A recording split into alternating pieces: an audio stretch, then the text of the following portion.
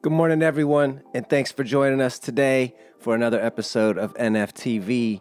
We've got our king, POORMARTY, joining us today. POORMARTY is an awesome artist, an animator at Interscope, a content creator, a game developer. He's worked with a ton of artists that you've heard of and brands that you know and love. You should check out his Instagram page, /POORMARTY, all one word. And follow him on Twitter on our pinned tweet.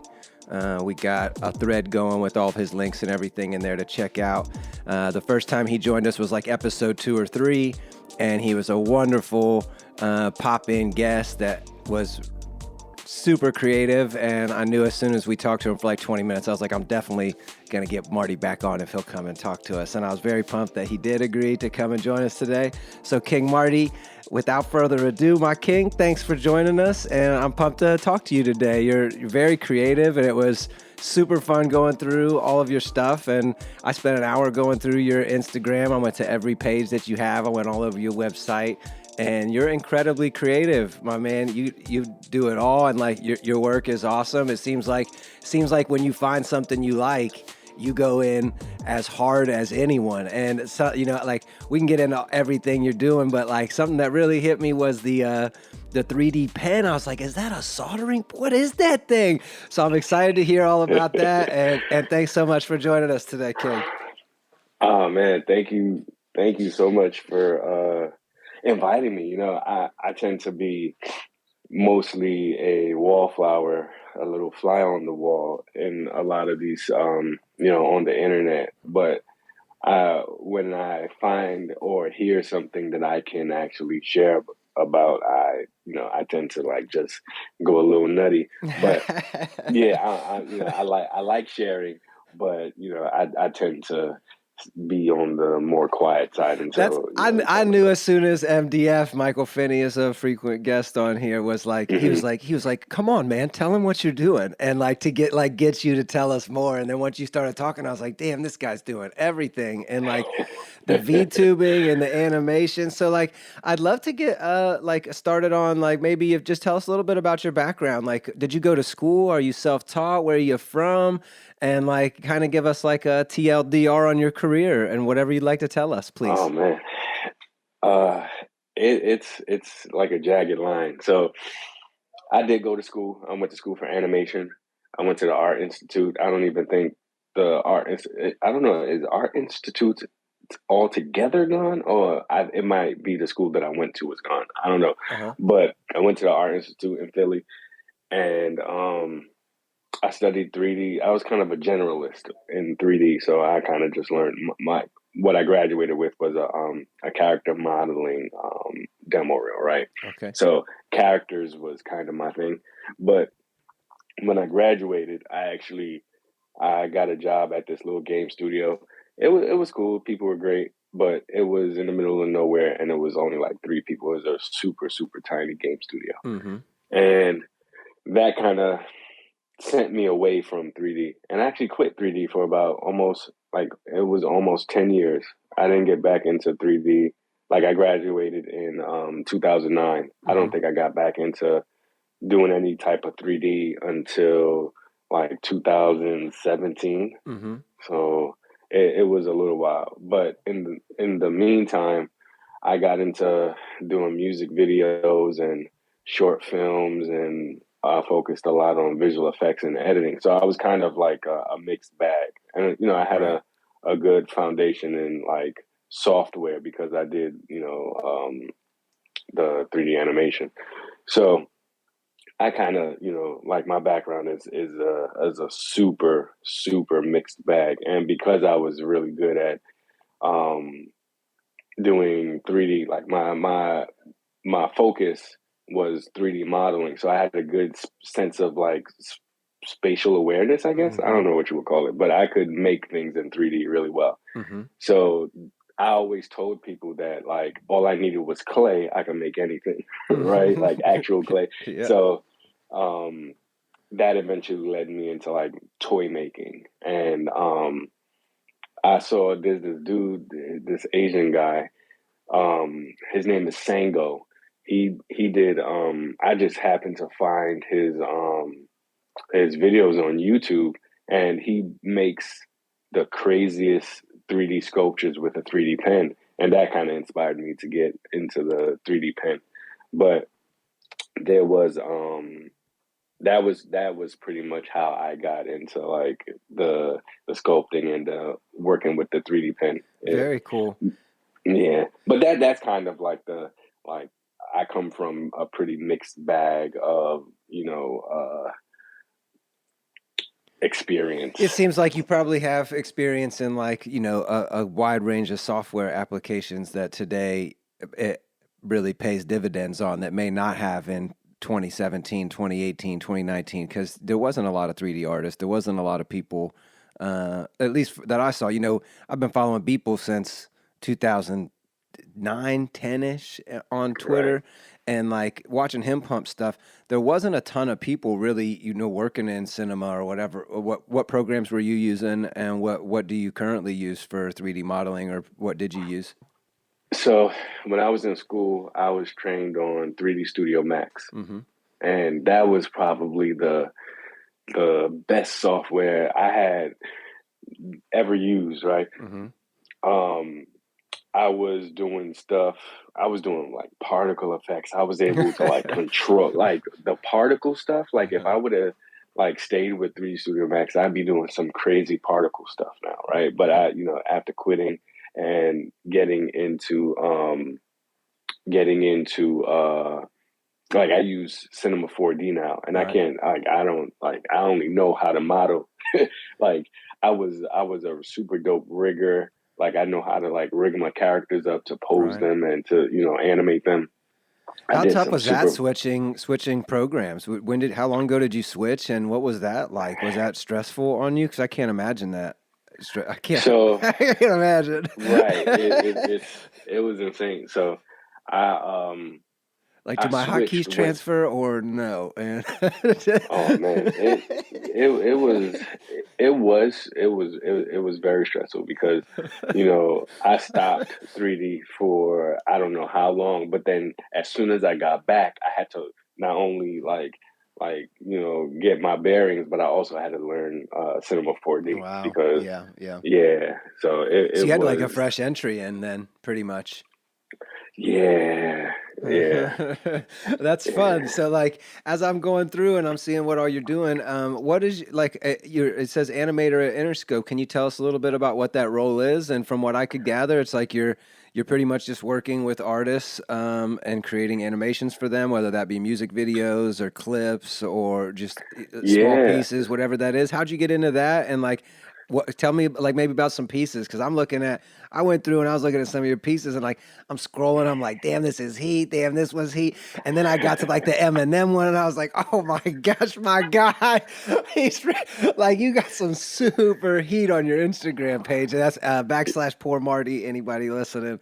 And like as I was going through, I was like, man, like imagine getting the text of like, yo, you need to make something for M's album, or whatever it is. And it's like, dang. So like, how'd you get into that, and what's that process like? Oh man, so I was, I've got like it's like an inspirational like backstory, right? So I'd love to hear I it. Feel was, free to share, my king. We ain't got nothing but time. If you want to share, let's go. so all of the stuff that I was doing from like when I got out of school till about like 2016, it was all like for fun type stuff. Hmm. It was all stuff that like the homies make music. They'd be like, "Yo, Marty, let's shoot a music." All right, cool. You got $300, we could do this. Right, right, right. So I was doing my music video thing. I was shooting parties, doing all that stuff. But one of the things that I would do when I would shoot parties, I would make gifs of clips Mm. of the videos. I would, make cool edits and all of that kind of stuff. And I started posting a lot of stuff on Instagram. And 2016, I was like, I'm gonna get a job. I was doing a bunch of odd jobs, maintenance. Um, I worked in maintenance for like 3 or 4 years. I worked at a book company selling books to libraries.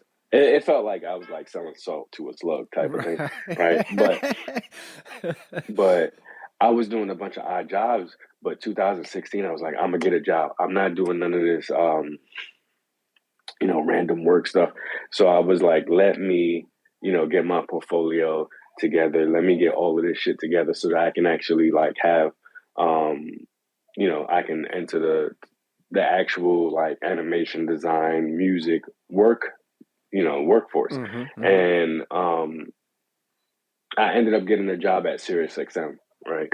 Cool. And Very dope. that gave me the ability to like, you know, focus on, being, at work, but also like get, fun because I wasn't really making a lot of money living at my parents' house and shit. So Sure. I was I was like, all right, now I could actually like kind of refocus. And what I ended up doing was I started like taking songs, like now I'm at SiriusXM and now I'm like, let me dabble in the 2D. I didn't I like had the fundamentals of animation, whatever. So I knew how to animate in 3D. So I just kind of was like, let me test my skills at, 2D. And I did it with music that I was listening to. So I started doing a bunch of like little animated skits for artists that had popular songs. Sure. One of the songs that really popped off for me was EXO Tour Life by Lil Uzi. All my friends are dead. That song. So I made like a little animated version.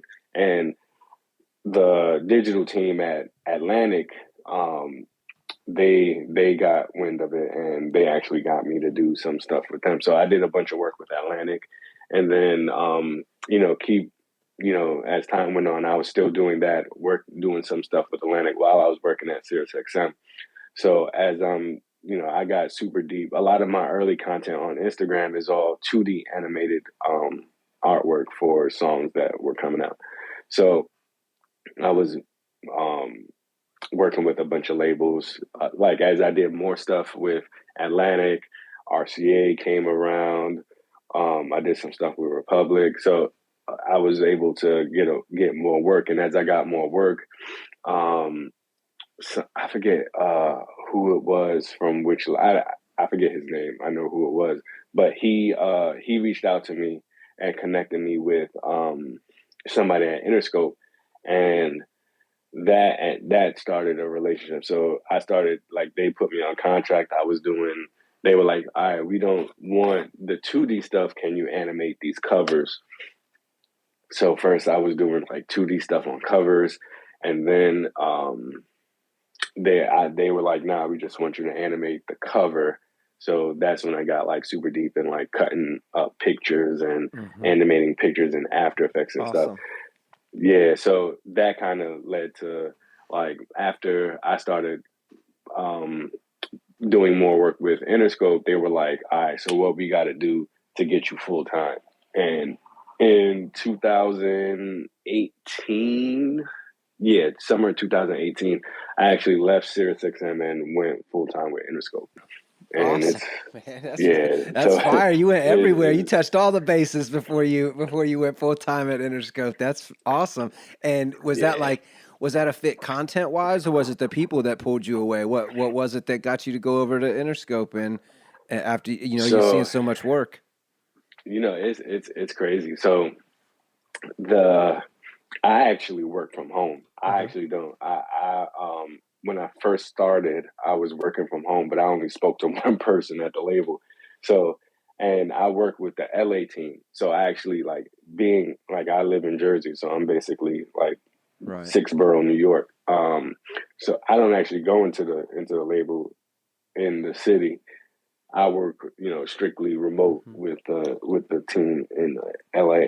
Awesome. So they were,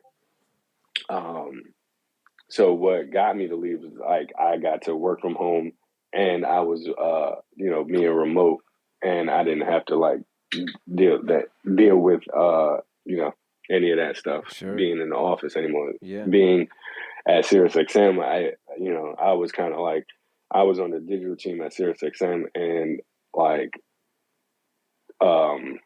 uncultured white people were kind of the people in charge, and it I don't mean to sound any type of way, but that's what it was. And it was hard to work, to get things done and to do things because they didn't understand, like, who the guests that were coming in, like Sure, sure. guests were coming in and they were like, oh, whatever. And it's like, nah, this person This is hot as it influential. gets. Yeah, yeah, yeah, yeah. And they were like, huh, whatever. And, just having that, headbutting kind of like, I was like, yeah, First I'm out of chance. here. Yeah, yeah, Yeah. yeah. So, but yeah, that, and, working at Interscope, they've got Aftermath, they've got, or rather, they got Shady Records, Sure. and they've got, all these sub labels, and it was just like the opportunities are just like for the artists that I'm able to reach is it's So endless. are you still doing, are you still working off of your energy of what's vibing with you and what you want to work on? Are you getting a lot of requests? Is it 50-50? How's that play out? And like So yeah, yeah. yeah, so I'm under contract. So I basically like work on whatever's coming out. Sure. Um I don't listen to a lot of the music until I have to put music to the covers, Sure. right? I think I think one of the things that changed over the last like 8 or 9 years is that like music comes out, it's like it 100x over like the last 5 years. Yeah. So there's no physical way to listen to all of the music that's coming out. So Yeah. like now I don't listen to as much music that comes out. So I'm able to just kind of like work on the stuff as I get it. And I think like now I guess you see more animators and more, motion graphics artists and more VFX artists like that are known, but it wasn't always like that. Sure. And one of the things that I notice is that like if you're a motion graphic artist that works in music, you probably get like, I don't know. I like some of the popular ones that I know, they probably do like 3 or 4 covers a month. Mm-hmm. Because I work with the label, like I do about 3 or 4 covers a day. Wow. Wow. And I seen a couple of videos that you shared where you started to share some of your process, and I know it can be very personal depending on how people work, and like I really don't like sharing my process of editing Hmm. things, and Hmm. I noticed that you started doing that. What is it? How long does it take typically? Is there a wide range of time that it takes for you to do one of those? And maybe even something about like, are you hesitant to share your process as well? Are you trying to get more comfortable? It kind of felt like you were trying to get more comfortable with that as I was going through your stuff. Like that's something you're trying to do more of, maybe. Yeah, I love sharing my process. I think, I've been doing tutorials since I was, doing, VFX, makeshift VFX stuff in my parents' house. Mm-hmm. Mm-hmm. And that was 10 years ago. I've been I don't have a problem sharing. I think where I have to be hesitant is just on what I'm able to share with, like I'll get a cover, a week Yeah, you before can't be it's dropping the cover right, art, exactly. right? So but and then also it's like creating, like if I work on 3 covers and I record, 3 videos, screen record me doing the process for, 3 videos. Now I have to sit and, edit those. Mm-hmm. Right, So it's right. not that it's just like I'll have, tons of videos backed up of me screen recording. It's just getting through all that stuff. And then but as far as how long it takes, that depends on the cover I get. Sometimes I'll And your get covers idea, that whatever. Yeah, yeah. right. I'll get covers that are super simple, and it's pretty straightforward what I'm able to do, and I can just I can just bang it out in like less than an hour. Mm-hmm. But then sometimes you know, covers have like I work with Photoshop files. So a Photoshop file might have, you know, like I worked on a cover a couple weeks ago that had like 1,000 layers. So not only do I have to like, you know, work with that Photoshop file, I have to condense the layers. I have to organize the layers, and then I have to, mix you the know, song. You mixing the song. Yeah, I don't know. I do know. I was gonna right. say, like, I was gonna ask you. You know, there's been a conversation in my life this week about editing time and how monotonous and mind numbing some of hmm that work can be. Do you find your process in your creation process is that work? I know it is in mine. In mine, you know, I make music, and there is a part of every part of my creation that's like I am spending, you know, 8 plus 10, 20 hours on a edit that like I'm not even really thinking. It's like I just know where the things need to go, and like that's what your Instagram videos look like. It's just like click, click, click, click, click, click, click, click, click, click, click, click, as it's like burning through Yeah. edits. Is that kind of how your process is? Is there creativity in that moment, or is it affects after? Because I'm not real sure on how that process works in animation. So I guess, you know, before like the preparation is, I think, like those videos are sped up. So like Sure. I have an idea of what I'm gonna do, and then it's just, you know, then it's just doing it. Once I have the idea, then I can kind of work without like having anything to figure out, you know. But it's it It can be. going through Yeah, layers, yeah, yeah, yeah, going yeah. through 1,000 layers can be monotonous, and like that's the time The consuming stuff organizing, that, yeah, and yeah. thinking through that But flow of it, yeah. but if I have an image where I need to cut out stuff, that is kind of like an art, but it is kind of like tedious at times, because like if I get a illustrated image, like one of the covers that I did recently was Juice World cigarettes, right? That's Uh-huh. the last illustrated joint that I did. Dope. I had to cut to animate the image. I had to cut out like different parts of like the, it was a comic book cover, Hmm. so I had to cut out different pieces of the panels. So like I had to cut out like the Juice World's hair and like the illustrated. So I had to you know, redraw the Wow. head once I Wow. cut out the hair, you know. Yeah. And there are a bunch of covers that I have to like, that are illustrated, that I have to like almost imitate the artist and how they drew, like Sure. brush weight, uh, the brush type, or if it's like a pen or a Man. marker. Um, and I also have to do that with images. There was a there was an image. It's who is it? 42 Doug and I think Lil Durk. I forget who it is, but they did a no 42 Doug and SG. That's Uh-huh. who it was. Uh-huh. That I had to uh pull apart the limbs to get the it's probably, I don't even know if I posted it.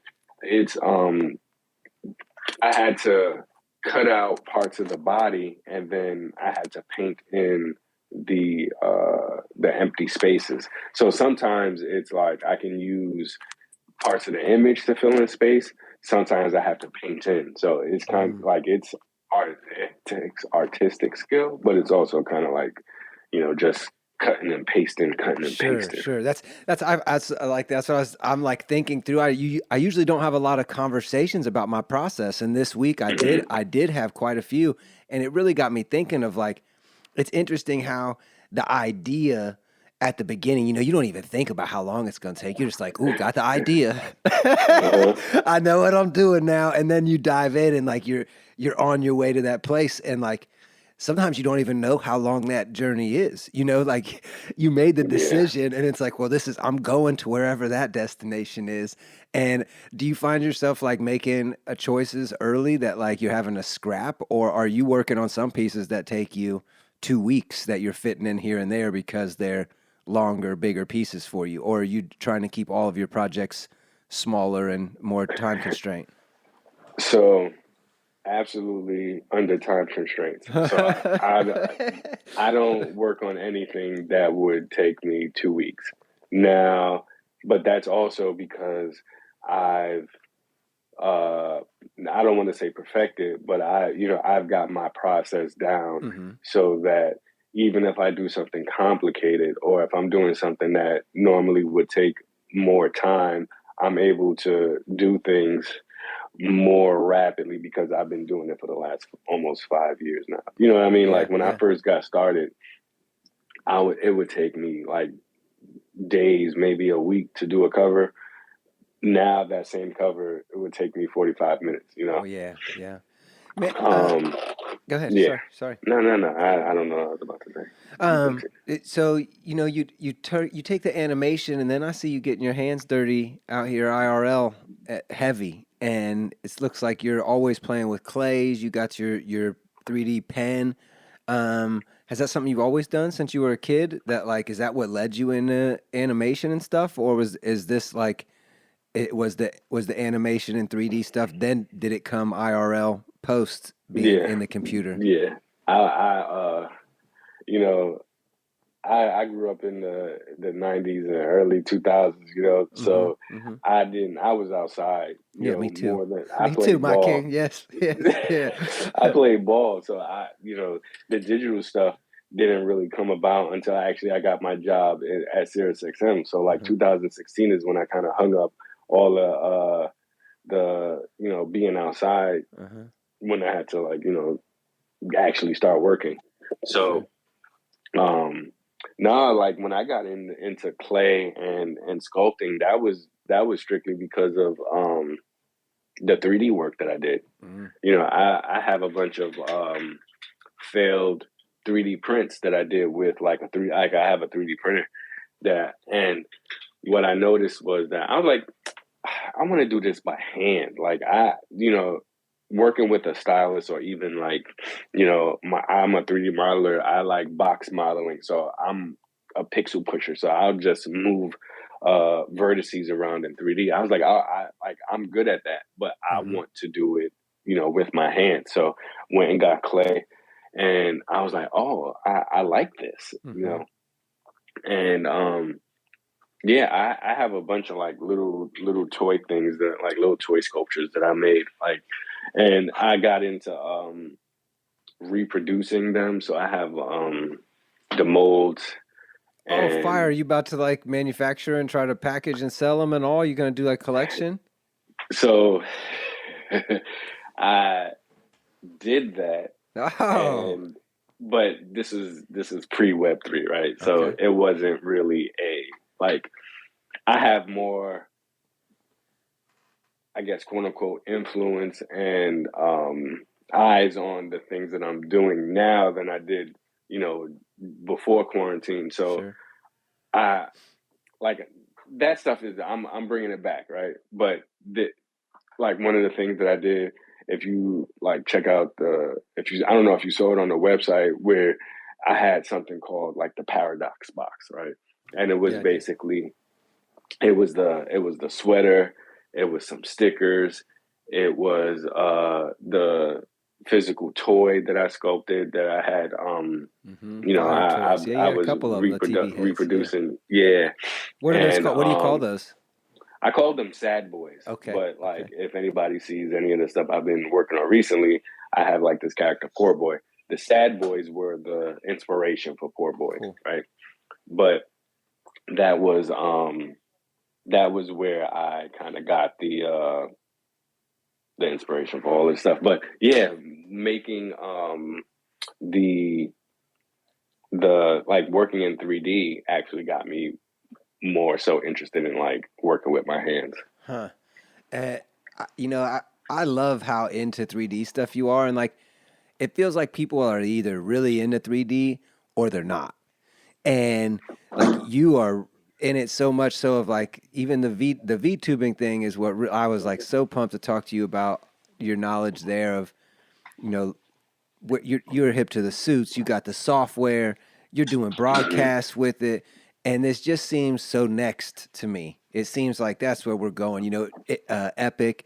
I don't know if you saw the other day, but Epic got $2 billion from to build the Yeah, Oasis, crazy. and that's me and my friends. We call it, but Brooklyn, we call it the Oasis. Like Fortnite is the Oasis. That's where all the kids are at all the time. Like Hmm.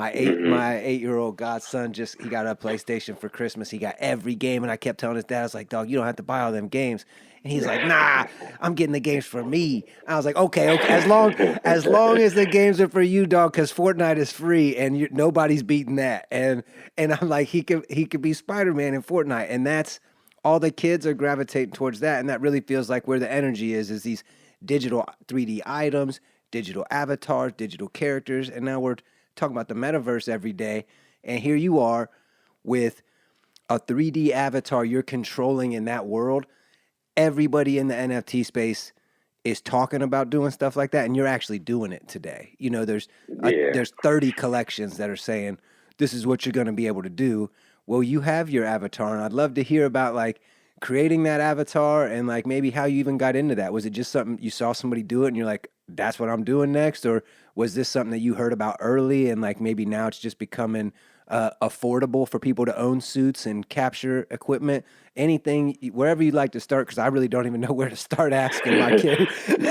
So yeah, it's crazy, right? There's if you look now, there's a lot of resources and people doing it. But like what really got me interested in um avatars and like the virtual streaming that I do was virtual production. Hmm. What like I found out how they made Star Wars and how they worked on the LED screens and all of that.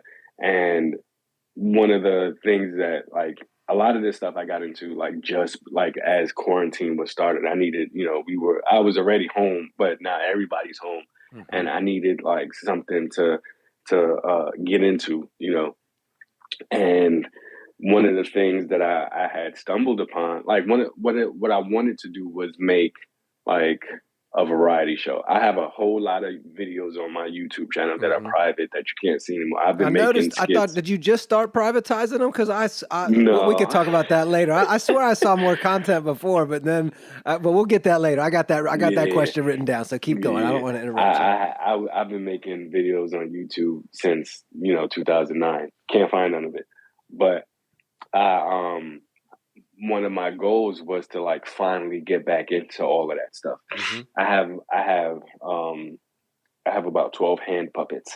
Oh wow. Right. Yeah, yeah, yeah. So my goal was to make a variety show, right? Kind of like Mad TV or like In Living Color, but Sure. having, but with puppets and, 3D characters. And Awesome idea. that's that's kind of where the stream came from. So I did a stream beginning of quarantine. It's kind of like the original like poor TV what it was, and it Hmm. was a bunch of videos that I got from a bunch of content creators that I knew. But the idea was to turn that into like having puppet content, having virtual characters and animated stuff. But that's how I got into the whole virtual production thing, was looking for a way to create some better content that I could use for the stream. And yeah, looking into that, I finding virtual production, finding out how they make Star Wars, the Jungle Book, and all of that shit, and that kind of led me down a hole. I found this dude. His name is Matt Workman. He's probably like the leading virtual production person that shares. He doesn't necessarily do tutorials, but he kind of just shares insight and Is this the guy we spoke information. about the first time that like had the chair and the suit and was like throwing the chair around? Yeah, Okay, yeah, yeah, yeah, that yeah. was very So, cool. Yeah. so he originally he was doing virtual production, like strictly virtual production. He was doing like setting up the cameras, what kind of camera he uses, what kind of video cards he uses to get the output from Unreal Engine into his camera, and going back and forth between all of that stuff. That's where I got the initial introduction. But as it was kind of like as I started finding out about like what you can do with like mocap suits and all of that kind of stuff, I started figuring out that, oh, I could save myself a lot of time getting a mocap suit. So like I invested in one, got one, started figuring out how to do that. Because were And you using your avatar to and like moving it around or doing something else to do that type of stuff, or had you not even ventured into that yet? Did you even have your avatar at this point? so I was like, I know how to do. I can animate by hand, like like keyframe Sure. animation with using characters and stuff. But I was like, I don't want to do that. That would take me forever. Yep. Like I knew about mocap suits, but then I started like doing my research. I found about Rococo. They're like the most affordable, not the best, top of the line, but you can go like there's like prosumer, professional, and then like industry Hollywood level stages. I'm not, I'm prosumer. So Sure, I sure. got the Rococo. And that was probably like one of the best purchases I made. So figured out how to do, use Unreal Engine to set up my avatar, connect to Rococo, and do all of that. And then I was like, oh, I can make live content with this stuff. And then that kind of that sent me down a I whole bet new it path, right? did. Yeah. And what ended up happening was like at the same time I started getting into the mocap and the VTuber stuff, Matt Workman got and started doing it. Also, it wasn't using any different type of software that he was already using and sharing all of the content. But that's when he started getting into his Citizen Meta One, which is his avatar's name, and he created a whole new channel. And like that's when I kind of like he stopped sharing his virtual production stuff. He doesn't do it as often now. He does more avatar stuff on his channel with Cinematography Database, and that was where he shared all of the virtual production stuff. So he doesn't update it as much as he does the Citizen Meta One, his avatars page. But we got into the avatars. He's like a genius that does a whole bunch of different stuff, and he's like doing like he's got the Vicon, which is like the little dots on the that has the cameras that track the motion. Like he's doing like the industry like professional Hollywood level mocap stuff. Dang. Dang. Yeah, I mean, like I see yours, and I feel like yours is all most of us need. You know what you're doing, yeah. and like I think a variety show like with that character. I think we brought this up before, but like this is a topic on Black Mirror. What's the blue bear's name? Um, the somebody I'm gonna look it up. Hold on, I'm gonna look it up. Blue bear on Black Mirror. Um, Oh but yeah, he's yeah, like an yeah, yeah, yeah. animated character, That and ran for mayor or something. yeah, like was like whatever it was at um the Waldo is that Waldo, I, yeah, it is Waldo, the Waldo moment. Is that right? No, what's his name? I don't. I know. Waldo the Bear. Yes, Waldo the Oh, Bear. Yeah, okay. yep. But like That. that, but he like Yeah. he didn't have to abide by any political standard because when you looked at it, it was a character. And that's so interesting to me because today everybody is judged for what they say by also what they look and what show they're on and where they are in the world. There's so many judgments that come into play, but like anybody out here could be a whatever avatar they want, and I'm a different avatar anytime I play a video game, and I view it that way. I change my avatar frequently, but to actually take on a personal identity here in this new Web3 metaverse space is a kind of a new idea. Is that something that you are looking to dive into more, or do you plan on keeping uh, a more realistic identity of yourself and like just transferring who you are into the digital world as opposed to being anything else. Because I just find it interesting that, like, you could be out here being any NFTs or anything, but you are Uh-huh. yourself, and like that's a really interesting choice to me when people are making such drastically different decisions that we won't go into those, but you know what I'm saying. Yeah. No, it was intentional. Um, as a black dude in this space, we need representation. There's not when I started, there wasn't as many black VTubers. Hmm. Um, I wanted to not necessarily change that, but I wanted it to be known that, when people saw me, that I was a black person. I wanted that to be, apparent in whatever I was doing. Hmm. That's why I don't like, people get NFTs. I don't change my avatar. I might change his face, but I don't change my profile picture. Hmm. Um, that was definitely intentional, but working with different avatars is that, like, I've got plans, right? Like one of the like I'm building a world, so there are definitely going to be other characters. Yeah, let's dive into that. Tell us more about your. Let's just jump into the Traveler NFTs, and it seems like you do have a world you're building out, and you do have an idea of the universe you're trying to bring to life, and that makes sense. If you are going to create that world, it makes sense to have representation of yourself. And I love what you said of being yourself here. I think it is a strange time. Being on Twitter just the last couple of years, I've made a lot of friends in real life from Twitter, but when I go to meet them, often I don't know who they are. Like, Right. I don't know. I'm like, I don't know. I tell my girl, I'm like, I don't know. I could be getting set up. I don't know. We'll see. We'll see. And like, I don't know if it's a girl sometimes. Like, I've met some weird accounts, and like, I don't know who I'm Uh-huh. interacting with.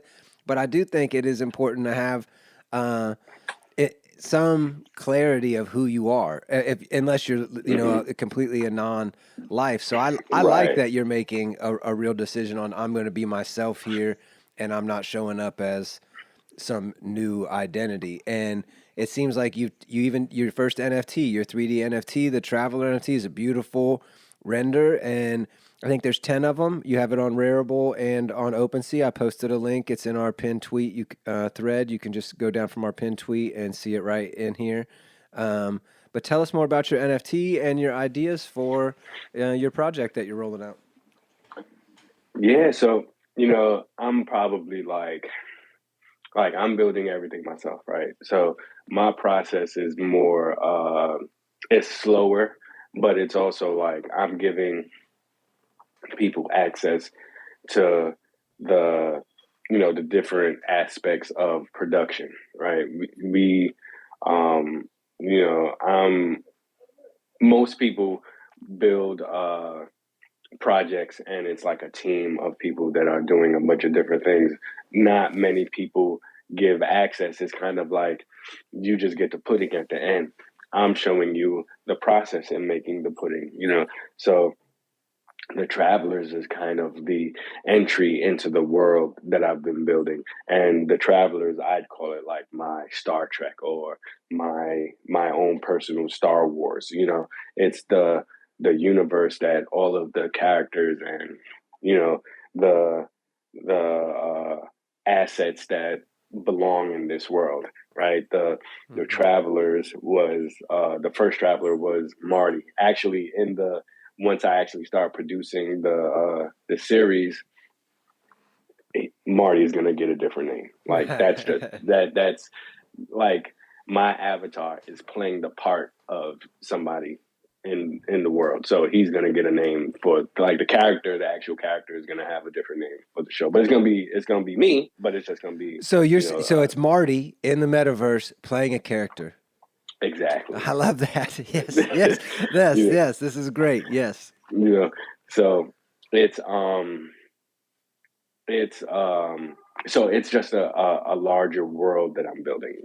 There's like I have some content that I made available on my Discord that's kind of like the pitch of what the of what the plot of the world is.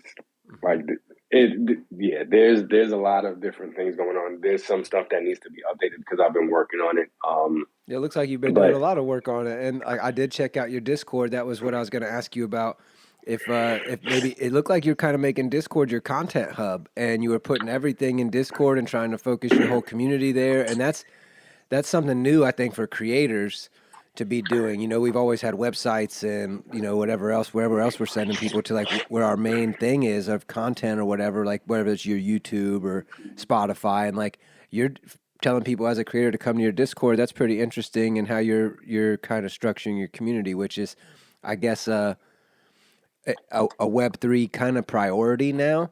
But to have all of your content there and all your links there and everything was pretty interesting to see. yeah, I have a love-hate relationship with Discord, I right? think we all do. Yeah, Yeah. and like this whole Web3 space kind of gave Discord, like, people who were already on Discord, Web3 gives Discord a bad taste, right? Mm-hmm. Like they don't want none of this Mm-hmm. Web3. There was like a poll, like, do you want this, or do you want Web3 tools? Discord overwhelmingly said no. No. Yeah. You know, Yeah. Yeah. so but like as a creator, like I find, you know, sharing assets and content, Discord is probably one of the top places that that you can find a lot of content and information in one place. Yeah. Like Easy, I organized well. Absolutely. Yes. exactly. Yeah. Like I have my website, and that's another place to get content. But I feel like if you want to get like content and share with people in real time, I think Discord is probably one of the best places for stuff like that. But Mm-hmm. I think the thing about Web3 and all of these Web3 NFTs and PFP projects is that you get a lot of the not necessarily the wrong type of audience, but you get people who are interested in not the same things as a creator who's just sharing Sure. Sure. information and content. So I don't like, one of the things why I don't like push my Discord as like a Web3 project is because it's like I don't want people coming in there who are like, oh, if I get this NFT, how can I flip it? If I get this, Right. you Right. know, that's not what this is about. Like, if you can flip it, good You're an job. artist But making the art, and I'm here to make the art. And if you guys want to do what you want mhm, with it, cool. But until then, that's not the conversation we're trying to have. right, my, I feel it. I'm Yes. building a world where you can, take part in this world, or you can come in the community and learn how to, create your own world or create your own content, or how to use Photoshop or how to use After Effects. That's the platform that I'm creating. Like, you can, like, one of the things that I have a lot of plans, me being a solo creator, a solo dev in this space. I'm doing a lot of this stuff on my own, so the process is a Mm-hmm. lot slower. But I think what's fun about that is that I'm sharing, the parts of the process that a lot of people don't normally Yeah, I share. agree. Yeah, you are. And Go ahead. yeah, yeah. I know that this is a pretty good transition into I read your post on NFTs, and you had on your website you have a super, I think you call it like a super basic introduction to NFTs or something like that. Um, but it seemed like you have a lot of thoughts on NFTs, like a very wide range of like hate them and love them. Like you have some energy of like there's a lot of Yeah. parts of the communities of the web. Well, I don't even want to call it a community because it's not one real. It's like it's tons of communities, and like they're Hmm. not all uh, interacting with one another. So I don't want to ask for negativity, but I would like to know maybe what are you seeing in the space that you're not loving, or something that you're not aligning with. Um, I wrote that article. Maybe I need to make like a update on that, because I think I wrote that early, like maybe March last year, or Sure. maybe even before that, right? I remember my And energy in March last year. like it's so funny because it's like I haven't changed my stance, but I think now I've got more Yeah, information. same, But same. like, Just a you different know, perception. Absolutely. But my thoughts uh still apply to the projects that I initially right, was applying them right. to. Yeah. So, uh, so there are a lot of good coming out to space, and I think there's a lot of shitty stuff coming out to space. I think also what I think it's also important to say that it also depends on where your goals and your intentions. I guess that's the same thing, but like knowing where you want to go and like what you're coming from to get eyed, like, because like good and bad are subjective, Sure, and absolutely. we Yeah, yeah, talk yeah. about everything being subjective, but I think even in this space there are a lot of things that are subjective that depends on like what your intentions are. Hmm. And I think like you hear a lot of when people start talking about NFTs, you tend to start hearing a lot of like investment talk. It sounds like you're talking Sure, with a bunch of sure. bankers or a bunch of investment firm people, and then that's where I start to kind of like get turned off with NFTs, because I like, as a creator, I like to see them as like utility into the world that Sure. Same, I'm building, same. or merch, or access to merch. Hmm. I see them as ways, like actual use, like they have use. They give you ways to be more interactive with the content that you're producing. And I feel like that's where like actually using the technology that Web3 has provided us actual like there are things that we can build with these things, like actual things that I think when you start talking about like just the value, or what kind of investments in the ROI, I think that's where we start to miss a lot of that stuff. So Yeah. I think that's kind of like my overall view. It's kind of like when, like, now, granted, like I'll be in some of them rooms trying to figure out what I can get that I can flip, because Sure, sure. money is If the nice, game's being but played, let's play. But yeah, yeah, yeah. right, You're right. There is like a line to, like, what are we doing here, and like, what is the reason? I can name five projects that a lot of my friends really like, and I mean really like. Like they're, and maybe we're even 1 to 2 degrees separation from the creators or something, and I'm just like, um, there's no way I'm spending $7,000 on that, and like, and for what? And like, right, there's no utility. And I think that's what at Rad, in Aura, we've been looking, because we're in that same boat of like, we're not buying this for an investment. We're buying it for experimentation, for the space to learn, to be a part of a community that is actually doing the things we want to do, and like they are creating content. These things can be keys. They can either be images that are nothing, or they can be keys that open doors. And I think that's what you're saying is like utility, and actually providing something to the space is so much. There's so much here. exactly. Why waste the opportunity? Right. That's exactly where I'm coming from. I feel like there's so many people that like Black Dave. I don't know if you've seen him Yeah, before, but one of the things that he says is a lot of people are healing old money wounds. sure. And I was like, damn, that's smart That's as deep. hell. Yeah, yeah. A lot of people who have never had money are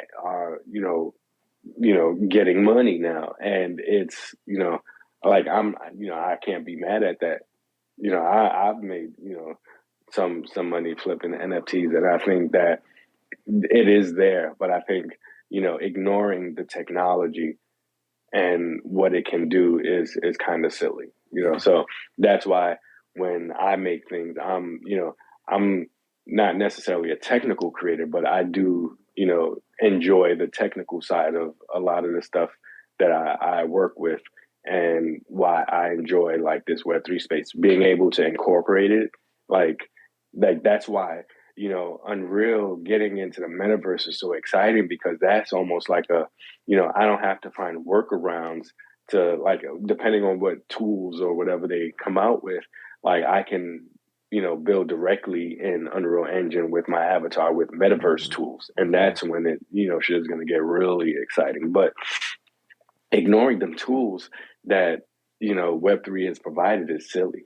I so. agree. And we don't even know what they are, and that's it's fair to give the other projects, any project, some level of benefit of doubt too, because there is a lot of experimentation going on, and like you look at things like the Pudgy Penguins, and I mean I won't mention any names because we won't do that, but like some that the project the devs went away, they took that ETH and left, and like you have a community of people that had a lot of fun together making memes online for a few weeks, and then they get a big article in Time and wherever else they were at. They were everywhere, and then this bad news, air quotes, bad news comes out, and then everybody's like, "Oh, there's no money here. There's no community here. There's no devs here," and that same day when you're hearing all the bad news, they go up $6,000 in value minimum,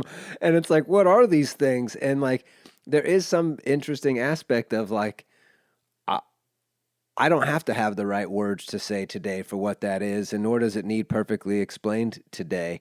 And like, maybe we'll see in the next couple years what that was. Tony, I saw you come off mute for a minute. Did you have something to add into the Web3 NFT conversation there where we were talking about utility? Yeah.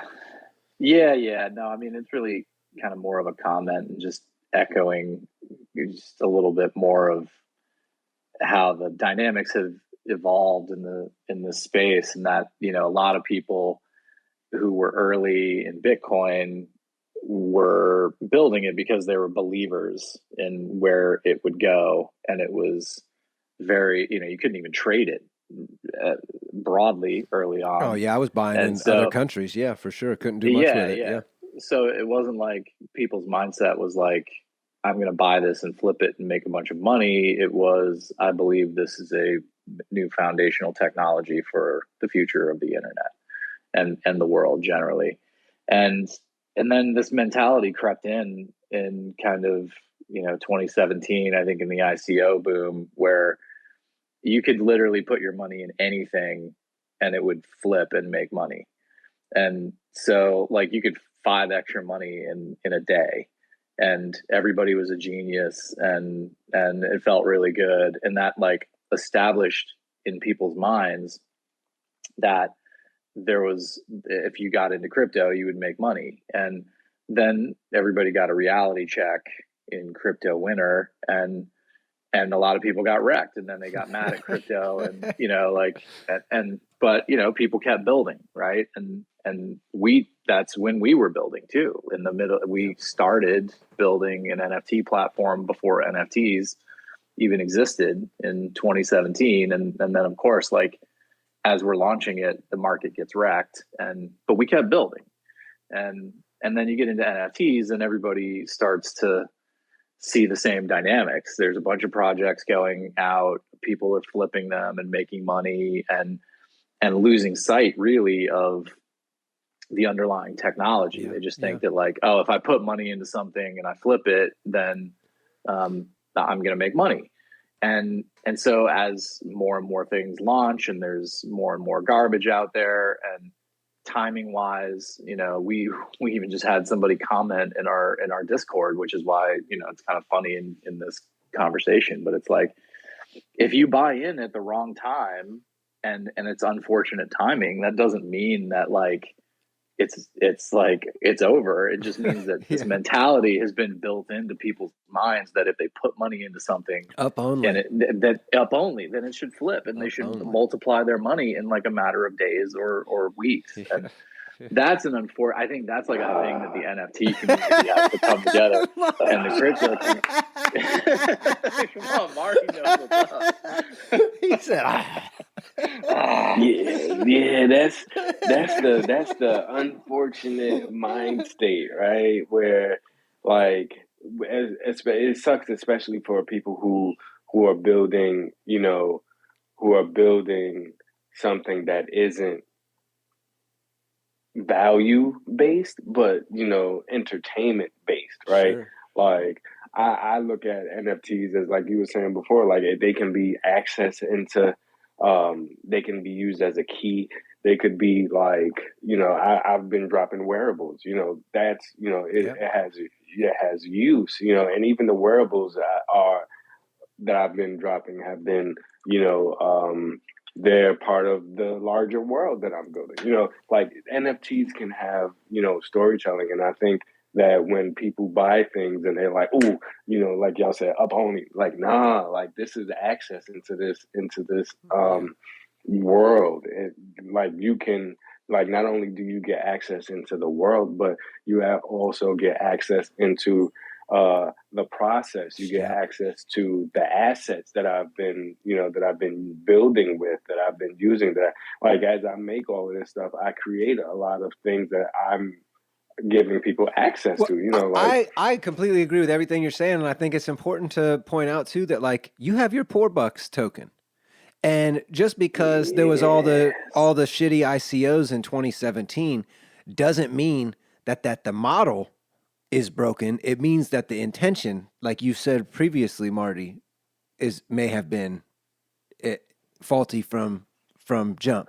yeah, And we will see an era, and like this is where we're saying up only, up only, up only. But like anybody on this call, I know several people on this call personally were here, and I know they were in crypto and Bitcoin very early.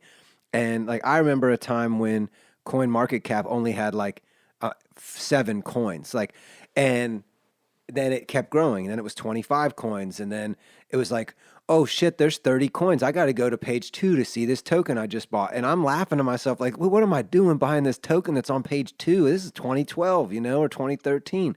And I'm like, what's going on here? And it's like, maybe it might have been 2014.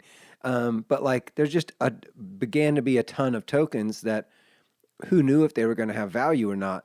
I think it's interesting that you are saying what you're saying, and then also we're so early of we will see a time in the very near future where creator tokens such as Poor Bucks do explode in value overnight as artists do explode in value overnight. That's how artists, I mean, it doesn't happen to the artist that way, but to the world, that's often how an artist is discovered. Is pretty much all it's, I don't know the exact saying. It's like suddenly, then all at once or something like that. But like it does seem like we are at a time where all it takes is your one hit or 5 years down the road and you have your metaverse built out and you have this universe built out and people do view it as a collection and an artist and something they want to be a part of. And these pieces are rare. They're actually built in scarcity.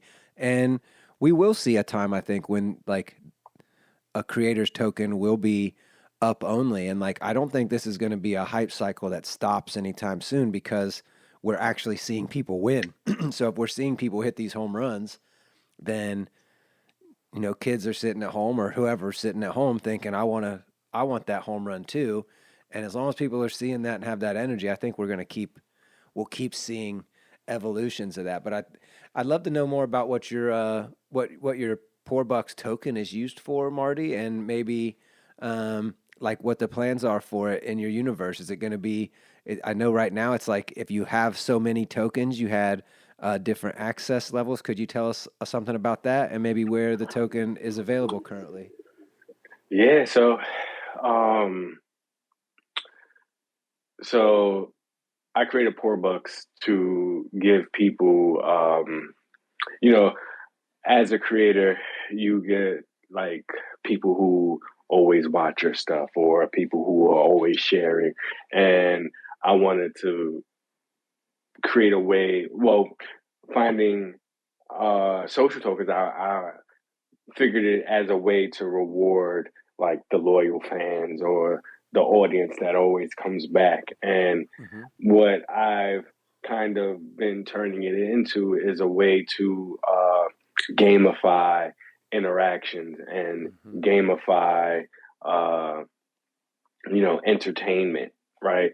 Like, I think, but also before I even get further into that, with like the Discord and I think there's going to be a reworking of how, like, what the amount of tokens you have that you hold mean. That I made that early on. Mm-hmm. Like what I've been doing with Discord is like, since I'm kind of like just reworking things as I'm moving forward, but the what I'm doing with it now is just, like I've been sharing a lot of puzzles on Poor Studio, the Poor Studio Twitter. I've been sharing puzzles, like getting people, who solves the puzzle. Whoever solves the puzzle wins $4. I kind of Nice. like to think of the tokens as like Chuck E. Cheese tokens, right? It's a combination between like Chuck E. Cheese tokens and uh, air, like when you get the air miles or whatever, like the air, like when you get miles, Yeah, just a you get reward. Yeah. right.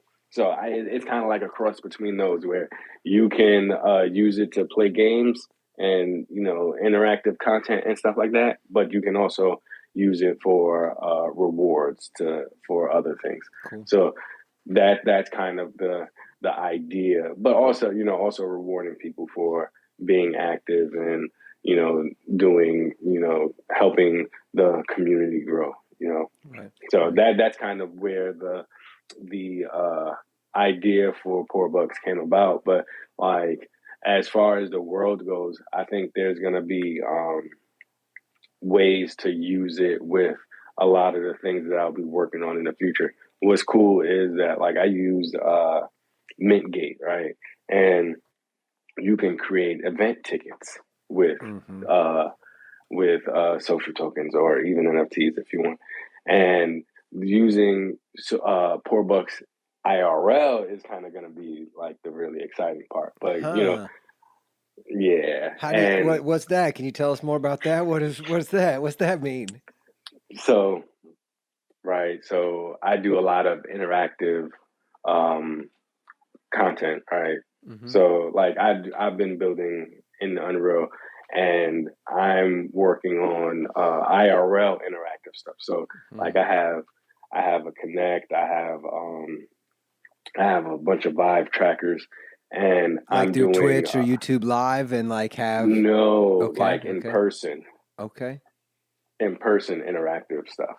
So not necessarily stuff that, quote unquote fits in the world, but just interactive events and, stuff like that. And gaining access like a ticket, but with $4. So like using Mintgate, you can actually create like, how when you get like a ticket from like Ticketmaster or something, you can send it to your phone. Like Mintgate has the same ability. You can so you can actually like create a ticket, and like you can basically, if you have enough $4, you can create like a QR code that says that you have those $4 in your wallet, and you can scan it when you like with the person who has the $4 and the QR code they generate a QR code. When you're the person who makes the event, you have like a scanner thing. I think that's how it works. Yeah. So just doing interactive stuff in person is kind of like one of my goals with a lot of the stuff that I've been building. Like building this world is kind of like the entertainment, the the world. Like that's where all of the content that I've been making lives. But there's also this with the things that I've been learning, one of my goals just in life has always been to actually dive deeper into interactive art galleries. Like I really like escape rooms. So building shit that is reminiscent of like escape rooms. Building like actual things that where you gotta have this clue to fit together with that clue, and that makes an image, and you gotta take that image and you gotta scan it, and that scanning that image unlocks a door that like shit like that. Right. I find that pretty interesting that you're talking about building a world, and a recurring theme that I've heard you say 25 times in the hour and 20 minutes we've talked, 20 minutes including from the last time, is Unreal Engine. And I'd love to Yes. get your opinions on Unreal Engine. And it feels like a lot of people are converting to working solely from Unreal. And then it kind of seems like their plans are to lean heavily on Unreal's tools and platform that they're Hmm. rolling out. And it kind of seems like there is a big shift happening right now of like a lot of people are abandoning other things because of the power and the tools that Unreal Engine has. What's your experience been like there? And how do you see that playing out? Do you think that's a major platform moving forward that's Oh going to man. eat a lot of things? Yes. Yes. Yes. Yes. Yes. Unreal Engine has been kind of like it's kind of like I call it a Swiss Army knife. It's been the most useful tool that I've ever used. It's kind of like they have linear and non-linear editing system in it. They have particles. They have I think the only thing that they don't have, but I actually saw something recently in Unreal Engine 5 that they might have is like modeling. Like if I want to make an item in, that I want to bring into Unreal Engine, I have to make it in like something like I use Cinema 4D, but most people probably use something like To Blender. make an But object or whatever? right. Yeah. But if I haven't gone too deep into it, but I hear there's some type of modeling that you can do in Unreal Engine. If you can model and then animate and then texture or texture then animate and rig and all of that kind of stuff all in one place, but then also bring in mocap, you can bring in other softwares like you don't even need to use Houdini outside of Unreal Engine because they have you can bring in clouds, you can do generative types of level building and all of that type of shit. You can do like you can scrap your whole process and do about 90% of it in Unreal Engine. I mean, depending on what your Right. process is. So yeah, there's a lot of really like amazing tools that like UE5 came out with, but like even using Unreal Engine 4, there's a lot of like that's where I do most of my stuff because UE5 is still super new. But Unreal Engine, oh man, that's kind of like it's all real time effects in the editor, so you don't even have to like there's like no unless you want to make a video like save a video file, there's no rendering, it's all real time. So you don't have to like that's what's really dope about virtual production That's is that insane. like yeah, you get your effects and you can see it in real time, so making updates and changes don't take like in traditional visual effects pipelines, you have to like make the effect, render it, and if it's like a super high def effect, that might take weeks to render. You don't have to like now that whole time period you can spend manipulating and changing and making edits as you're shooting, not even waiting till you get to the editing booth. You can do it in camera while you're working with Wow. the actors and Wow. while they're there. So yeah, Unreal Engine is really like for production and virtual production pipelines. It's saving a lot of effort and time. Do you play Fortnite? I do not. I've tried. Yeah, I'm just. It's really interesting to me that Tim Sweeney and Epic Games are doing everything they're doing, and then they just get $2 billion. Like it's hilarious that they would even take $2 billion. Like, what do you take? Why do you need $2 billion, fam? Like, y'all don't. If there's a company that doesn't need $2 billion to build the metaverse, it's definitely Epic Games. And then They got to fight Apple, man. well, is that so? Is Sony throwing in 1%? Is Sony like we'll just take our 1% of this and sit back and watch it unfold? Oh man, Uh, Sony has their own virtual production department, right? They have their own like wing that they opened up sometime during quarantine. So that makes sense that they would invest in Unreal Engine like that. Yeah, to not build their own tool set. Yeah, because I mean the tool set is Hmm. what I'm hearing is like that's everything right now, and it seems to me like if you're as a creator, you're saying you're going to build your world and you're kind of starting from Unreal Engine. If nobody else is talking like that about other things. I don't hear anybody else saying the words you're saying and then saying another. They're not saying like I'm building an X thing. It's always Unreal Engine. That's, I mean, pretty much it. It's like Unity had a little bit of a moment in VR when it started to pop off, just because like I think the tool set was a little bit easier, but then over time people found out that Unreal is maybe a little more difficult but more powerful. And and it's, I mean, to the point on Sony, I mean, they did a big thing with Madison Beer, I think it was, who was like I mean, she basically, like, they made her a virtual human, but it was full super ultra high res scan of her, crazy mocap, crazy virtual world. And I mean, I think they spent like 10 million on that whole project to make it happen. Yeah. They did a virtual scan of the Sony theater, and they did it so that it was like perfect, like 1-to-1.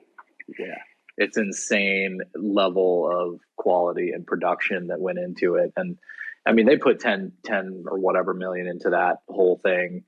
And then, but then the investment in Epic was like $1 billion from Sony. So, you know, it's probably not 1%. It's probably, you know, but I don't know what the valuation was on Epic, but if you think about what they've built and how they're really well positioned, and to actually build a metaverse and the amount of money that it takes, we've said this on these spaces before, is that like people come out with these NFT projects and they're like, we're going to build a metaverse, and I'm like, no, you're not. Epic Games is going to build a metaverse. 34 billion, 31.5, 31 and a half is their value. Yeah, you're right. That's what we need. Have you guys talked about the other thing too? Like, I've been noticing kind of this transition from, because you guys were discussing Unity versus Unreal, and they started as game engines, and now people are kind of transitioning over to calling them real-time engines, not even graphics engines. And I think that's an interesting transition because they're kind of emerging out of what it's like niche. We didn't even know what it was. We had to find like the terminology and like find out what the tools were. And like, this is a really new tool set. You're right, Michael. Yeah, that's a good point. Well, and I mean, a lot of people don't even know this about Unity, but they make an enormous amount of money from their ad network. And so like at the start, they were a game engine, but then, you know, we built our 360-degree video application in there. So we weren't building a game; we built a video application, right? And it launched into VR. But a lot of people don't realize that about Unity is they make hundreds of millions of dollars from their ad backend. And so, to some degree, like, where does your money come from, and is that the kind of company you are? Like, people would argue that Google started out as a search engine, but they're an advertising company.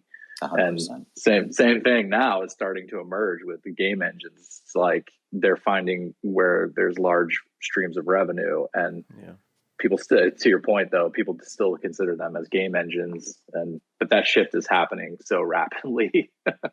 Well, think about too, like movies and films, how these things are applied into those. But then I think, you know, more broadly, you know, we at maybe a lower level of production or need or necessity or whatever, like we are now finding everyday value for real-time rendering, or like to be able to bring digital things, digital assets or whatever into our life. And I don't, you know, obviously like we could all just say the magic word, but that's not the thing. I think that like there's this increasingly shrinking divide between the digital lives that we live, right? Sure. And like, and the Marty physical world that we gap. inhabit.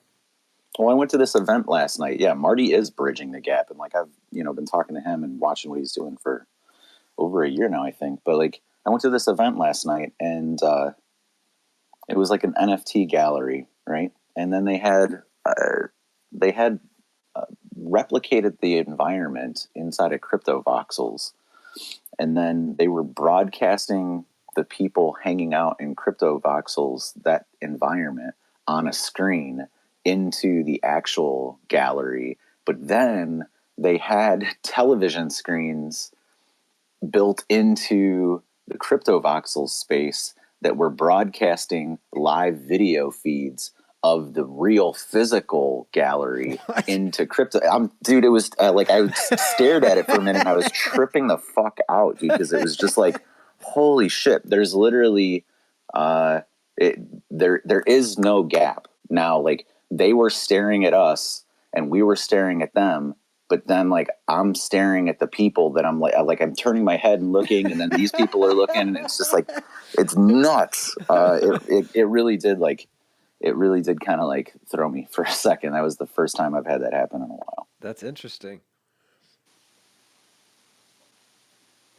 You know, one of the things that I wanted to say about, well, first, that is interesting. I think when I start doing some events, I think that it's Unreal is going to make a lot of fun things possible outside of just looking at, you know, a window of CryptoVoxels. But I think the important thing to know about Unreal Engine is that it's free, right? Unity is free. I just also downloaded it. Yep. Mm-hmm.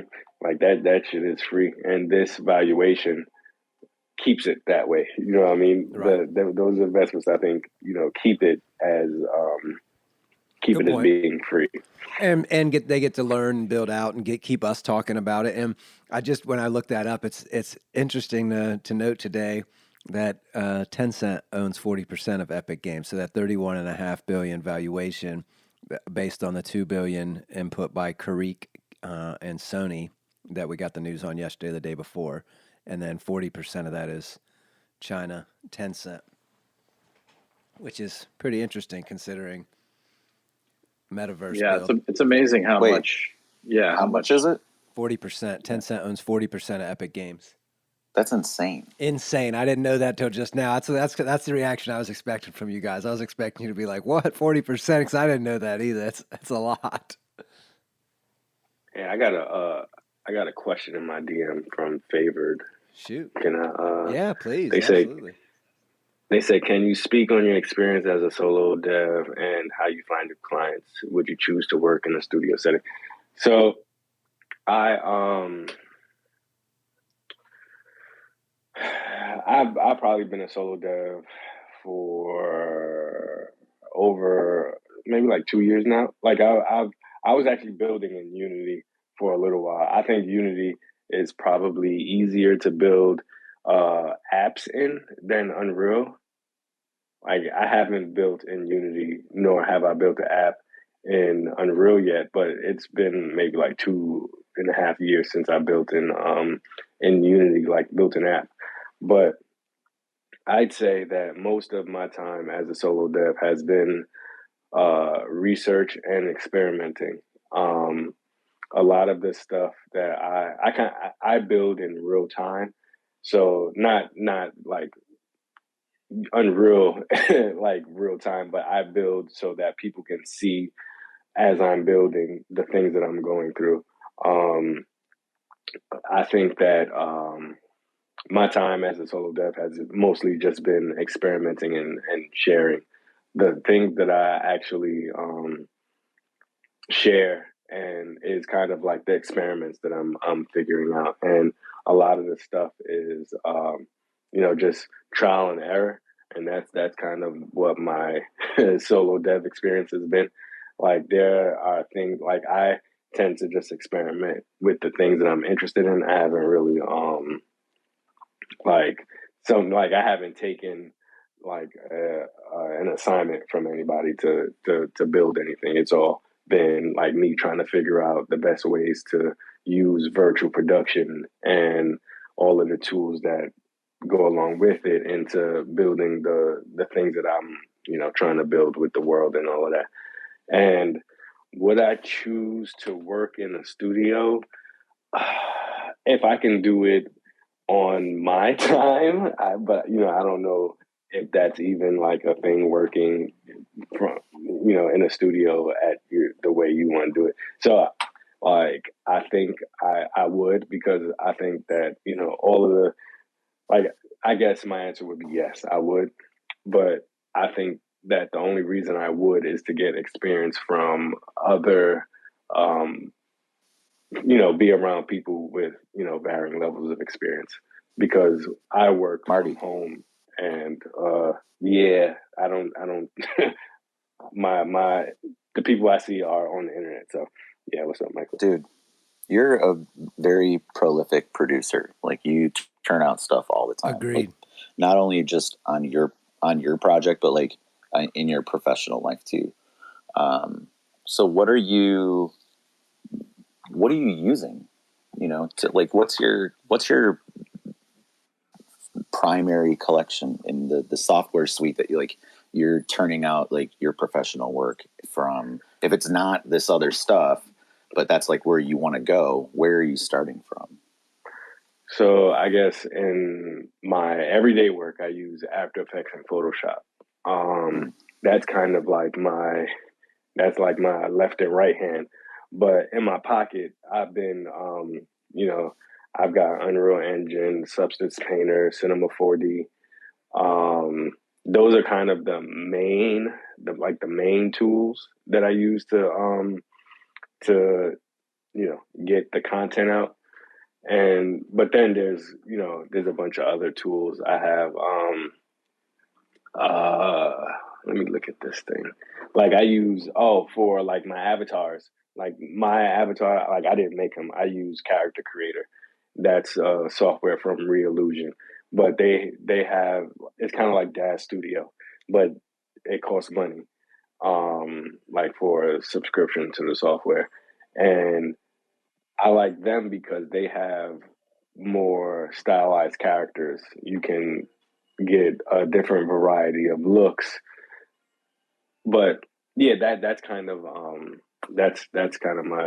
my tool set right now is when I'm doing like this virtual production stuff, I go between Unreal Engine, Cinema 4D, Substance Painter, Character Creator. They have Reallusion has another tool called iClone. They do a lot of character animation stuff, and you can import clips and stuff like that. They have bridges between the softwares, so you can actually with iClone, you could actually stream your character and scene into Unreal Engine. So that's what's really dope about Unreal Engine is that a lot of these softwares you can actually stream into it and get different types of content. Like you can stream Houdini into Unreal Engine. You can I use a Rococo mocap suit. I can stream that. Like that's how I get my mocap in to Unreal Engine. I stream from Rococo, and Unreal Engine picks that up. You can stream Houdini into Unreal Engine. How powerful of a machine are you using? And what did you build that yourself, or did you buy a pre-built one? I bought a pre-built one, but I added a few things into it. Oh, but also, Touch Designer is another tool that I'm getting used to using. I'm teaching myself Touch Designer, which is I'm trying to get into do more projection mapping stuff. But that's Touch Designer and something else. I used Max MSP. That shit is crazy. But the computer I'm using is I got 64 gigs of RAM and a 2080 Super. I actually just ordered a new computer that I'm waiting for that has a 3090 Ti. Ooh, congrats, my king. Just in the nick of time, too. Good for you. Good for you. Yeah, so that should be here in like a week, I think. Nice. That's like the only way you can get a 3090 is like you have to buy it in a pre-built machine. Trying to get on just by itself is impossible. I feel like you got to buy them used. And a big issue early on was the miners. They were taking all of the 3090s early on. Yep. Does anybody else have any questions for King Marty while we're here? And we got several listeners. Thank you everyone for joining today. Really appreciate it, and I've enjoyed this conversation. Marty, it's been really fun talking with you.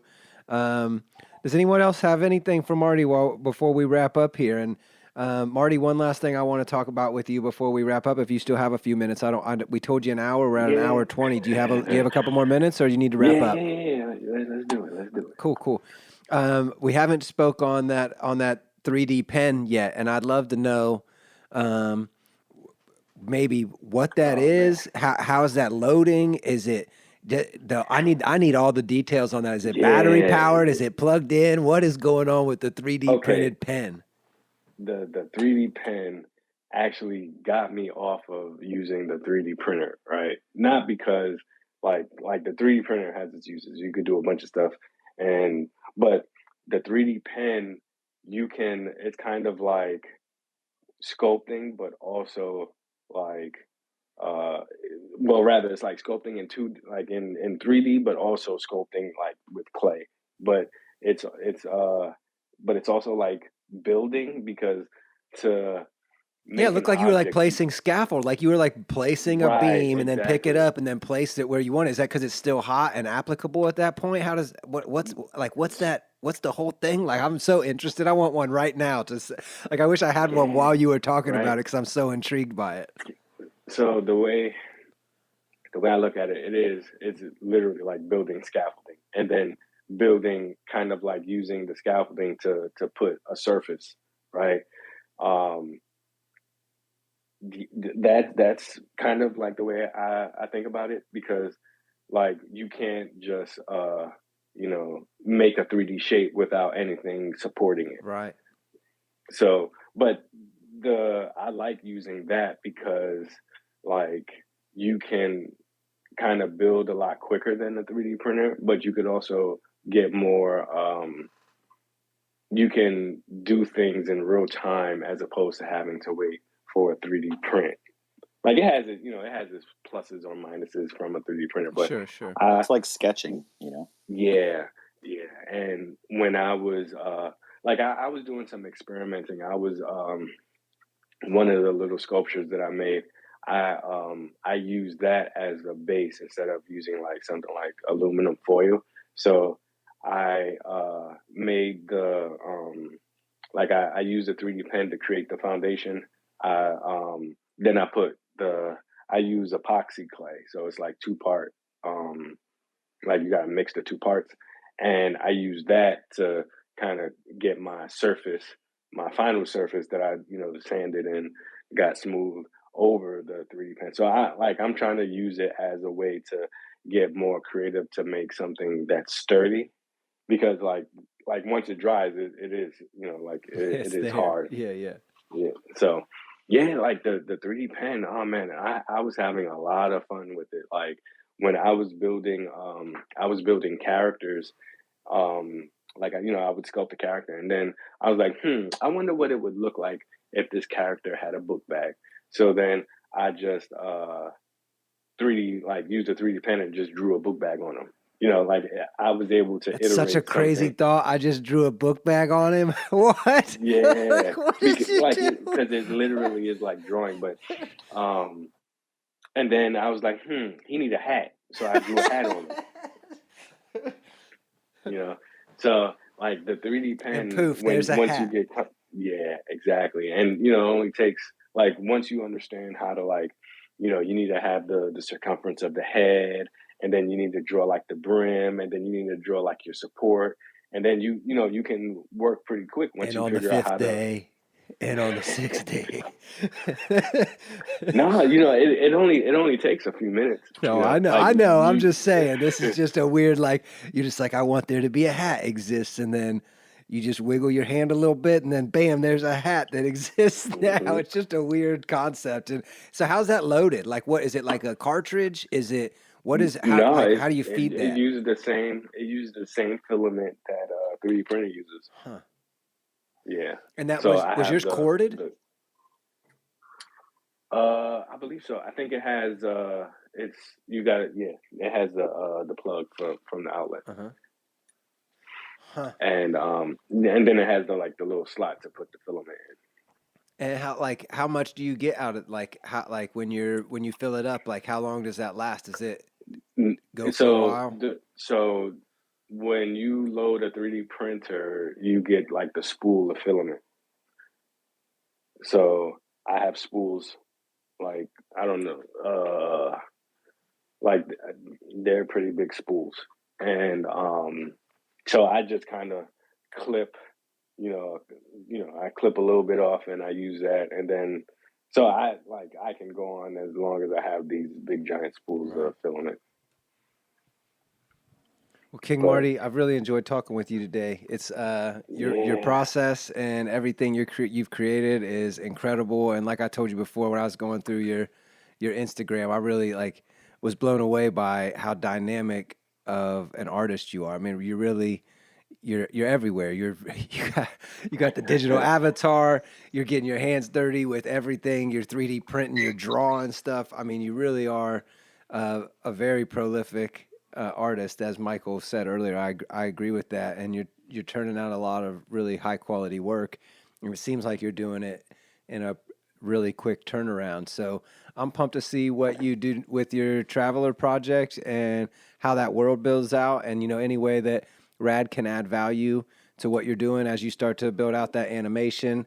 And you start thinking about, I think you said a series. Don't let me misquote you. Okay.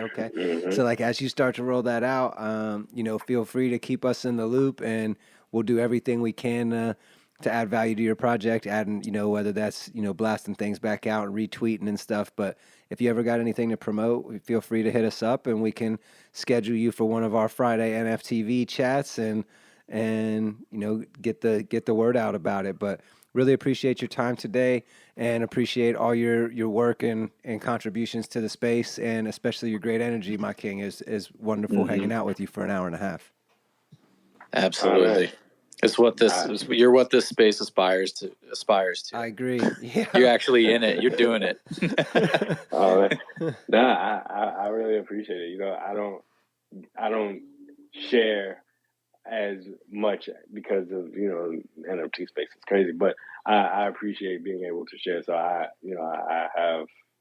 I do a lot, so I enjoy sharing when I can. We really appreciate. And Michael Finney, thanks for joining us. And we wouldn't even be talking to Poor Marty today if you wouldn't have encouraged him and been like, "Hey, dog, tell everybody what you're doing," because he was hesitant, didn't really want to tell us what was popping. And then you were like, "No," you interrupted him, and we're like, "No, tell the people what you're doing, Marty." And now here we are, 2 months later, and we get to hear from him, and it's wonderful. So thank you for pushing him and giving us that energy, because here we are. Yeah, Marty does great stuff, man. Yeah, he does. Thank you, Michael. Marty, you got anything else you wanna tell us about before we end here? Anywhere people should go to check you out? We got on here your POORMARTY _ on Instagram. It's /POORMARTY, POORMARTY.com, POORstudios.us. What else you got for them? That's it. Yeah, that was all. That was all the places. Are you pushing OpenSea or Rarible more? Either or works. Okay. It's I guess a last little note. It's funny. I have a hard time pushing my NFTs because I don't want people like, "Whoa, when flip," Right. I understand. So I'd rather share the content and but yeah, support.